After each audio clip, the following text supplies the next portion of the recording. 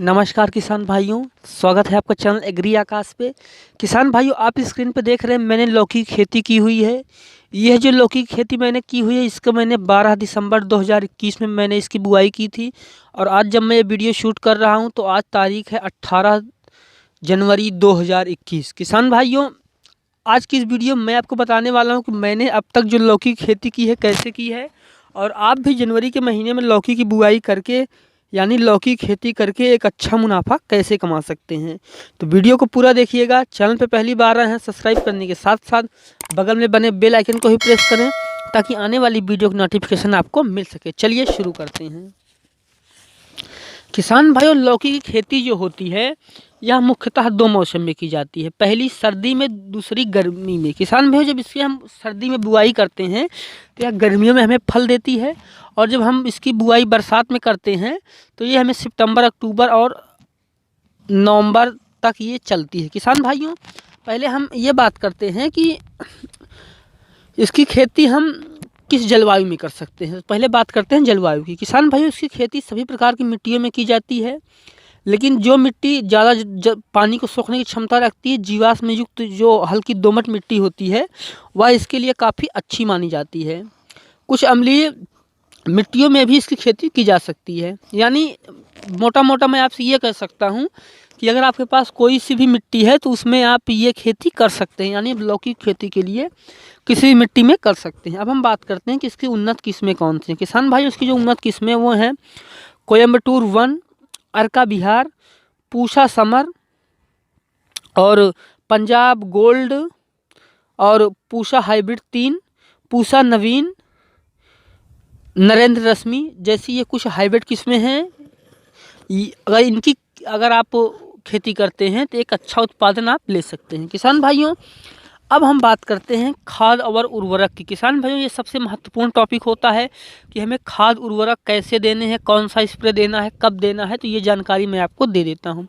किसान भाइयों, सबसे पहले मैं आपसे यही कहना चाहूँगा कि आपको अपनी खेत की मिट्टी की जांच ज़रूर करवा लेनी चाहिए, क्योंकि मिट्टी की जांच से हमें ये पता चल जाता है कि हमारे खेत में कौन सी पोषक तत्वों की ज़रूरत है और कौन से पोषक तत्वों की ज़रूरत नहीं है। तो ये सबसे ज़रूरी चीज़ होता है।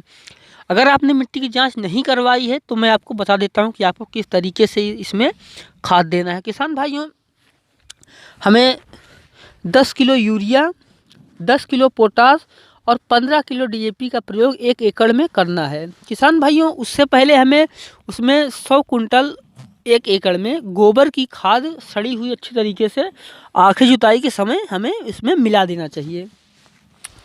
अब हम यूरिया, डीएपी और हमारी ये पोटास है, इसको हम आधी यूरिया और आधी डीएपी और पूरी पोटास, यानी 10 किलो पोटास और 7 से 8 किलो डीएपी और 5 किलो यूरिया हम बुआई के समय, आखिरी जुताई के समय हम उसमें खेत में मिला देंगे। बाकी की जो खाद है उसको हम खड़ी फसल पे 35 से 40 दिन में डालेंगे।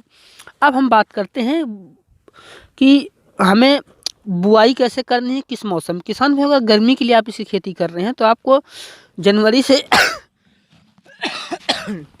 लेकर के मार्च तक आपको इसकी खेती कर देनी चाहिए। यानी मैं तो आप ये कहूँगा आप इसकी दिसंबर में बुआई कर दीजिए। स्क्रीन पे आप देख रहे हैं मैंने इसकी दिसंबर में बुआई की है, तो आप इसकी दिसंबर में भी बुआई कर सकते हैं। लेकिन अगर आप सेफ गेम खेलना चाहते हैं तो आप इसकी जनवरी से लेकर मार्च तक आप इसकी बुआई कर सकते हैं। अगर हम बात करें लाइन से लाइन की दूरी, किसान भाइयों, लाइन से लाइन की दूरी हमें 1.5 मीटर रखना है, यानी 1.5 मीटर हमें लाइन से लाइन की दूरी रखनी है। और पौधे से पौधे की दूरी की बात करें तो हमें 100 मीटर रखनी चाहिए। माफ़ कीजिएगा, 1 मीटर पौधे से पौधे की दूरी यानी 100 सेंटीमीटर रखनी चाहिए। अब हम बात करते हैं बीज की मात्रा, कितनी बीज लगेगा। अगर आप 1 एकड़ खेती कर रहे हैं सर्दी के मौसम में तो आपको 1 से 1.5 किलो का बीज लगेगा। लेकिन अगर आप गर्मी में इसकी खेती कर रहे हैं तो आपको 1 किलो से लेके 1250 ग्राम तक का बीज लगेगा, क्योंकि सर्दियों में जर्मिनेशन जो होता है वो कम होता है, इसलिए सर्दियों में बीज जो है वो ज़्यादा मात्रा में लगता है। अब हम बात करते हैं सिंचाई की। किसान भाइयों, गर्मी की फसल के लिए आपको 4 से 5 दिन में सिंचाई कर देनी चाहिए, जबकि अगर आप इसकी खेती बरसात में कर रहे हैं तो आपको 10 से 15 दिन पे कर देनी चाहिए, या फिर मौसम देख के जब बारिश हो रही है नहीं हो रही है उस हिसाब से देख के आप इसकी सिंचाई कर सकते हैं। किसान भाइयों, अब बात आती है निराई और गुड़ाई की। जैसे कि आप देख रहे हैं मेरे खेत में आपको कोई भी घास फूस नहीं दिख रहा है, क्योंकि मैंने इसकी अच्छी निराई गुड़ाई पहले से ही की हुई है। किसान भाइयों, लौकी की फसल में कई खरपतवार होते हैं जो उग जाते हैं। जनवरी से मार्च के बीच अगर आप इसकी खेती कर रहे हैं तो आपको 2 से 3 बार इसकी निराई गुड़ाई अच्छे से कर देनी चाहिए। और निराई गुड़ाई ये क्या करने के क्या फ़ायदे होते हैं वो भी मैं आपको बता देता हूँ। किसान भाइयों, पहली चीज़ जो है वो घास निकाल देते हैं। तो जो भी खाद उर्वरक स्प्रे हम करते हैं उसका पूरा जो रिजल्ट है वो हमारे पौधे पे दिखता है, यानी पूरा हमारी फसल को ही लाभ पहुंचाता है। और दूसरा फ़ायदा ये है कि जब हम घास को उखाड़ते हैं तो मिट्टी जो है वो ऊपर नीचे होती है, जिससे कि मिट्टी में ऑक्सीजन जाता है और धूप भी सोखने की क्षमता मिट्टी की बढ़ जाती है, जिससे कि मिट्टी की उर्वरा शक्ति बढ़ती है और हमें उसका ये भी फ़ायदा होता है। साथ ही जो कीट पतंगे होती हैं वो भी घासों में छिप के बैठ जाती हैं। अगर ये नहीं होते हैं तो कीट पतंगे भी कम लगते हैं। तो ये 3 फायदे होते हैं निराई गुड़ाई के। किसान भाइयों, आगे इसमें मैं क्या स्प्रे करूंगा, फूल आने पर मैं इसकी वीडियो बनाऊंगा, जब फल आएंगे फिर भी इसकी वीडियो बनाऊंगा। आगे मैं इसमें क्या करने वाला हूं सारी जानकारी मैं दूंगा आपको अगले वीडियो में, क्योंकि अगर इस वीडियो में मैं सारी चीज़ें कवर करूंगा तो वीडियो काफ़ी ज़्यादा लंबा हो जाएगा।